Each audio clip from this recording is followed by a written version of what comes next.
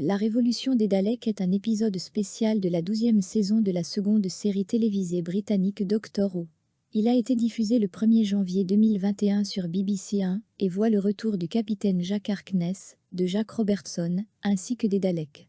L'épisode est écrit par le directeur de la série Chris Chibnall et est réalisé par Lee Avan-John.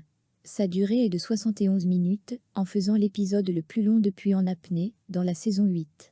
Peu de temps après la destruction du Dalek, le boîtier endommagé a été transporté vers une installation gouvernementale, mais intercepté en cours de route. En utilisant les pièces de Dalek, l'homme d'affaires Jack Robertson a financé un drone de défense ressemblant à un Dalek pour réprimer les émeutes publiques et en a donné à la politicienne Jo Patterson à utiliser dans sa circonscription.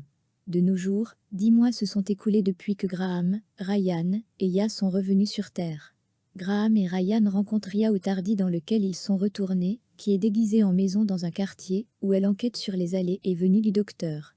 Graham lui montre une vidéo divulguée de la démonstration du drone de défense, et il confronte sans succès Robertson à propos des drones.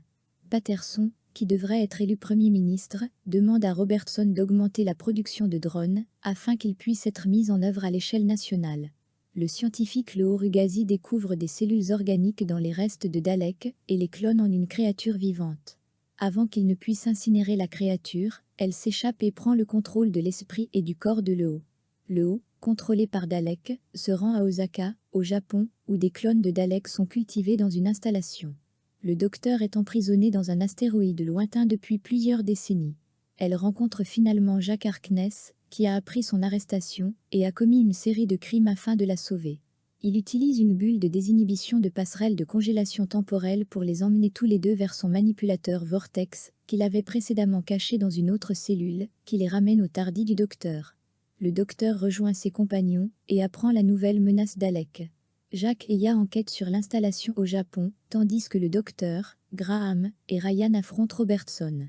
Ils se retrouvent tous au Japon, où le Dalek révèle son plan de conquête de la Terre. Utilisation des ultraviolets légers, les clones de Dalek se transportent dans les drones de défense, qui commencent à exterminer les humains, ainsi qu'à assassiner Patterson. Le docteur envoie un signal de reconnaissance Dalek, qui atteint un escadron de la mort de Dalek.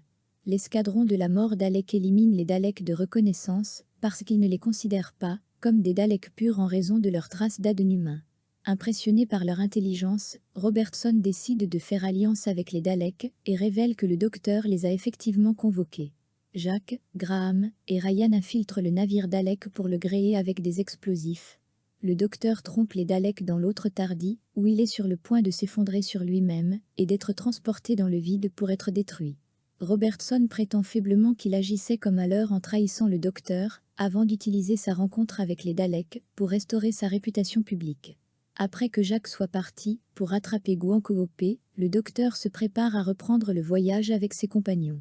Cependant, Ryan annonce sa décision de rester sur Terre et Graham choisit de rester avec son petit-fils. Ils se séparent tristement du docteur, qui leur offre du papier psychique. Le docteur et Ya poursuivent leurs aventures ensemble, tandis que Ryan et Graham décident d'utiliser leur nouvel article psychique pour enquêter sur d'étranges phénomènes sur Terre. Ryan et Graham tentent d'abord d'aider Ryan à faire du vélo comme ils l'ont fait avant de rencontrer le docteur et de voir une vision de Grace O'Brien qui les surveille. Go.